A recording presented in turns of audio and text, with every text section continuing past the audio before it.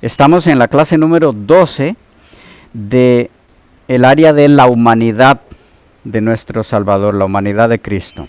Estábamos a punto de leer algunas declaraciones que han sido mal utilizadas por algunos, declaraciones de Elena de White, en cuanto a que no hubo corrupción en Cristo, en su naturaleza humana, y que ha sido interpretado como que no tomó él naturaleza humana caída.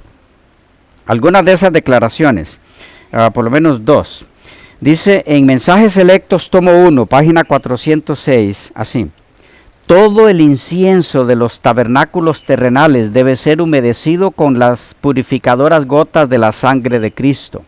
Él sostiene delante del Padre el incensario de sus propios méritos, en los cuales no hay mancha de corrupción.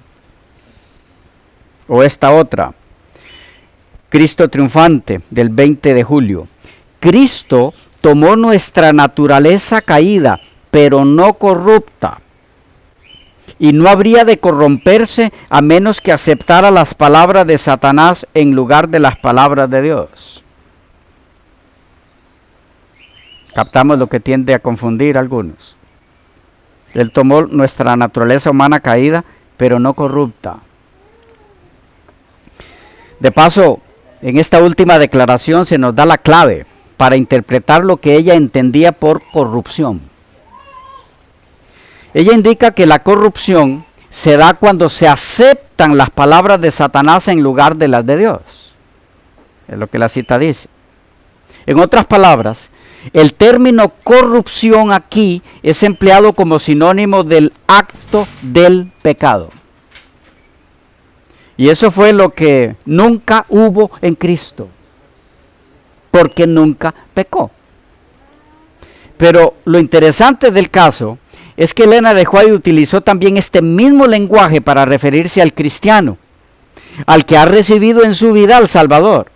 Y vez tras vez insiste en que no debe haber en él, en el cristiano, corrupción, así como no la había en Cristo. Que en cada caso al que se refiere cuando ella utiliza el término es al acto pecaminoso. Podemos verlo al leer siempre las citas que menciona en ese sentido. Y no a la naturaleza caída en sí misma por su deterioro. Aunque por supuesto que eso la convierte en naturaleza corrupta. Que esto es así, que el uso o el significado que ella da al término corrupción es en el sentido del acto pecaminoso. Puede verse en varias de sus declaraciones, en algunas de ellas. Leo, por ejemplo, Joya de los Testimonios, tomo 1, 182. Cuando venga el Señor, los que son santos seguirán siendo santos. Los que han conservado su cuerpo y espíritu en pureza, santificación y honra, recibirán el toque final de la inmortalidad. Pero los que son injustos, inmundos y no santificados, permanecerán así para siempre. No se hará en su favor ninguna obra que elimine sus defectos y les dé un carácter santo. El refinador no se sentará entonces para proseguir su proceso de refinación y quitar sus pecados y su corrupción. Todo esto debe hacerse en las horas del tiempo de gracia. Ahora es cuando debe realizarse esta obra en nosotros. Dice que la corrupción debe ser eliminada de nosotros durante el tiempo de gracia. Usted no puede referirse a la naturaleza caída deteriorada, porque esa va a permanecer hasta la segunda venida. ¿Ya? Repito, notemos aquí como la corrupción es eliminada de los hijos de Dios durante el tiempo de gracia. Pero no se elimina la naturaleza caída de ellos durante el tiempo de gracia, sino en la ocasión de la misma segunda venida de Cristo. O lo que es lo mismo, son incorruptibles, aún estando en su naturaleza humana caída, deteriorada. Voy comunicando el punto. Pero absorbida controlada 100% por la naturaleza divina en ellos. Esto mismo fue lo que se hizo en nuestro Salvador. Solo que en su caso, tal cosa ocurrió desde que fue engendrado en el vientre de María. Por lo tanto, nunca vio corrupción, nunca participó de ella, o lo que es lo mismo, nunca pecó, nunca cedió a las inclinaciones de esa naturaleza humana caída que asumió. Algunas otras declaraciones donde se dice lo mismo, en el sentido de que son sin corrupción los hijos de Dios que tienen todavía naturaleza deteriorada, humana, caída. Utilizando términos como corrupción y algunos otros sinónimos. Dice en Joya de los Testimonios, tomo 1, página 183. Estamos en un mundo que se opone a la justicia, a la pureza de carácter y al crecimiento en la gracia. Donde quiera que miremos vemos corrupción y contaminación, deformidad y pecado. Noten dónde pone corrupción. Sinónimo de contaminación, deformidad, pecado. Joya de los Testimonios, tomo 2, 337 y 338. Dice, estamos en un mundo de pecado y corrupción, rodeados de influencias que tienden a seducir o descorazonar a los que siguen a Cristo. Otra vez, pecado colocado siempre en un contexto, o corrupción en un contexto de pecado. Mismo libro, tomo 2, página 366. En su ceguera, los hombres se jactan de haber hecho progresos maravillosos y adquirido ilustración, pero los vigilantes celestiales ven la tierra llena de corrupción y violencia. ¿Noten de qué es sinónimo corrupción? Violencia. Violencia no es un estado, es un acto. A causa del pecado, la atmósfera de nuestro mundo ha llegado a ser la atmósfera de un asilo de apestados. Corrupción, sinónimo de violencia y de pecado como acto. Una vez más, corrupción entonces es sinónimo de pecado, violencia, acto, no condición, en este contexto.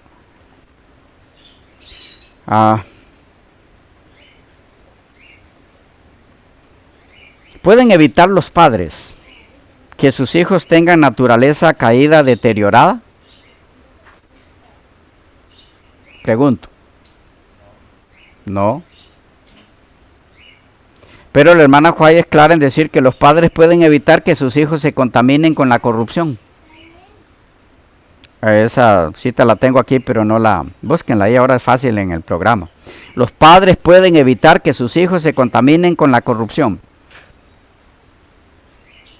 Anoté el contenido y no dónde están. La pregunta es, ¿pueden evitar los padres que sus hijos tengan naturaleza caída, deteriorada? ¿No? Pero entonces, ¿qué quiere decir con que pueden evitar que sus hijos se contaminen con la corrupción? Corrupción es esa naturaleza deteriorada, caída, dejada a libre acción, que se llama pecado.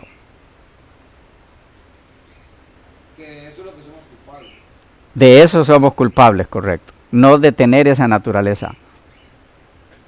Entonces, corrupción aquí no es alusión a tal cosa, sino al pecado en sí, la desobediencia a la voluntad de Dios. Porque eso sí puede ser evitado. Otras declaraciones que confirman el uso del término corrupción en el sentido, en el contexto de nuestro estudio, como acto pecaminoso y no como condición caída. Noten esta de el Ministerio de Curación, página 359. Así como el sacrificio en beneficio nuestro fue completo, también debe ser completa nuestra restauración de la corrupción del pecado. La ley de Dios no disculpará ningún acto de perversidad, ninguna injusticia escapará a su condenación. ¿Notan? Como al usar corrupción usa inmediatamente términos sinónimos. Acto de perversidad, injusticia, todo eso son actos, no condición. Actos desarrollados por esa condición. ¿Okay? Dice, el sistema moral del Evangelio no reconoce otro ideal que el de la perfección del carácter divino. La vida de Cristo fue el perfecto cumplimiento de todo precepto de la ley. Él dijo, he guardado los mandamientos de mi Padre. Su vida es para nosotros un ejemplo de obediencia y servicio. Ella relaciona entonces aquí corrupción con pecado, acto de perversidad, injusticia. Otra de las declaraciones en esa línea, mente, carácter y personalidad, tomo 1, página 87. Dice, antes de que el cristiano peque abiertamente, se verifica en su corazón un largo proceso que el mundo ignora.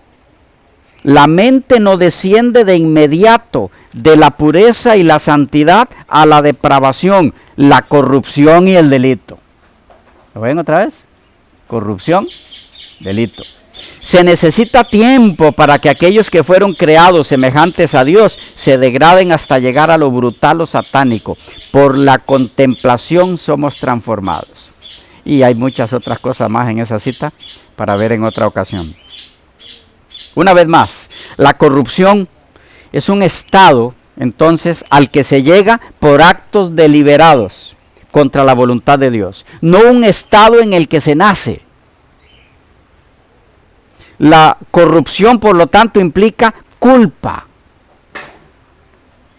Así lo leemos, por ejemplo, en Mente, Carácter y Personalidad, tomo 2, página 57. Dice, el verdadero cristiano participa de experiencias que producen santificación. Queda sin mancha de culpa en la conciencia, sin mancha de corrupción. La espiritualidad de la ley de Dios con sus principios restrictivos penetra en su vida. Noten cómo ella pone como sinónima la frase sin mancha de culpa, sin mancha de corrupción. Corrupción es aquello de lo que somos culpables, pero no somos culpables de nacer caídos. Por lo tanto, la corrupción que no había en Cristo es pecado, acto. Corrupción es sinónimo de indisposición a someterse a la voluntad de Dios. Fue lo que nunca hubo en Cristo. Mente, Carácter y Personalidad, tomo 2, página 192, dice, no digan que no pueden remediar sus defectos de carácter. Si llegan a esta conclusión, dejarán ciertamente de obtener la vida eterna. La imposibilidad reside en la propia voluntad de ustedes. La imposibilidad reside en la propia voluntad de ustedes. Por eso les decía al preguntar a uno de ustedes ahora, ¿por qué pecamos? Es porque decidimos pecar, punto. Dice, la imposibilidad reside en la propia voluntad de ustedes. Si no quieren, no podrán vencer. La verdadera dificultad proviene de la corrupción de un corazón no santificado y de la falta de voluntad para someterse al gobierno de Dios. Aquí corrupción, sinónimo de indisposición para someterse a la voluntad de Dios. No querer. Espera Dios entonces que la corrupción que no pudo darse en la vida de Cristo tampoco tenga lugar en la vida de sus hijos. Definitivamente sí. Algunas declaraciones. Miren, por ejemplo, Conducción del niño, página 146. Los jóvenes deberían considerar seriamente cuál debería ser su propósito y obra de la vida, y luego colocar el fundamento de sus hábitos.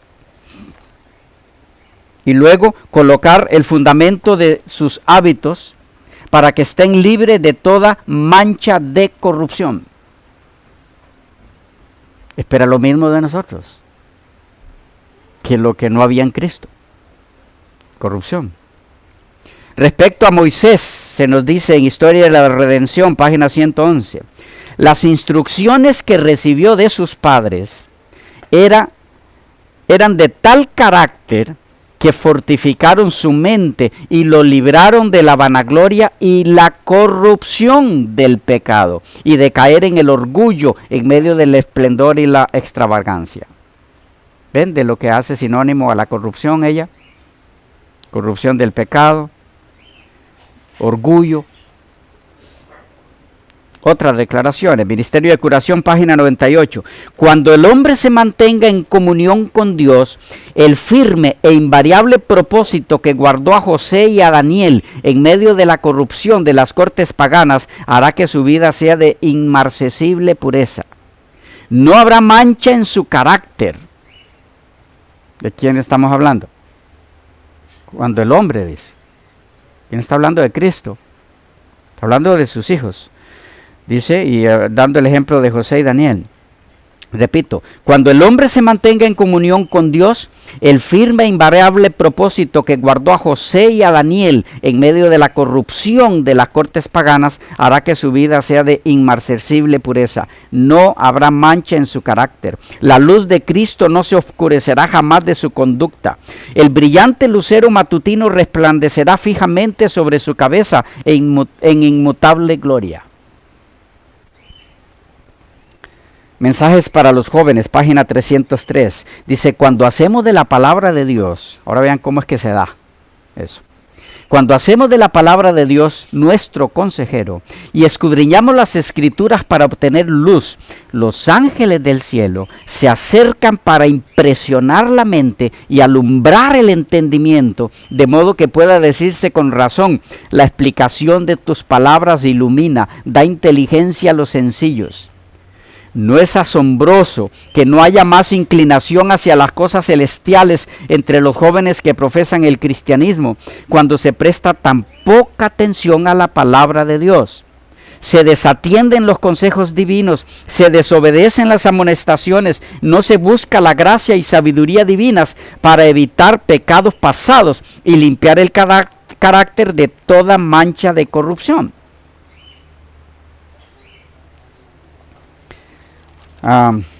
Mensajes selectos, tomo 3, página 166. A partir de Adán, unas pocas personas de cada generación resistieron toda astucia y se mantuvieron como nobles representantes de lo que está en el poder del hombre hacer y ser.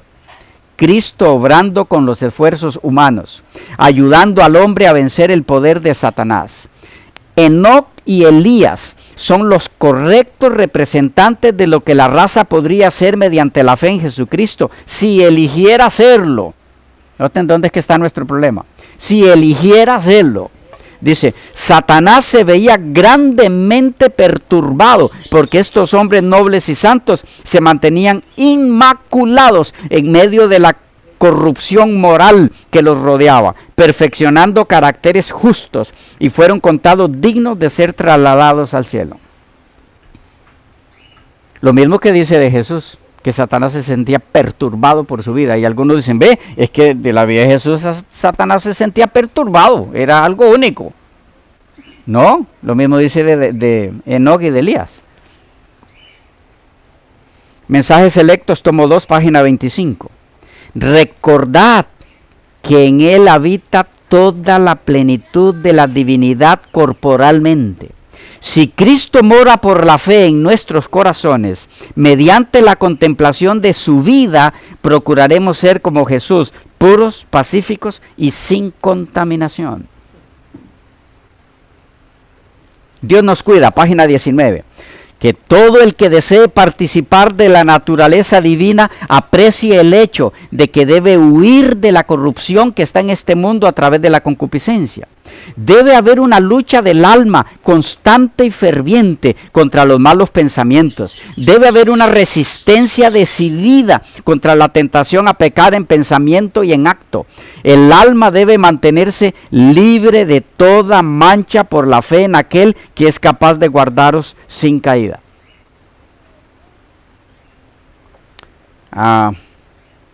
Tengo una aquí, pero no tengo la cita. ¿La quieren? ¿La buscan? Vuestra ruina nunca puede ocurrir a menos que vosotros consintáis. Si no hay contaminación de vuestra mente, toda contaminación que os rodea no puede mancharos.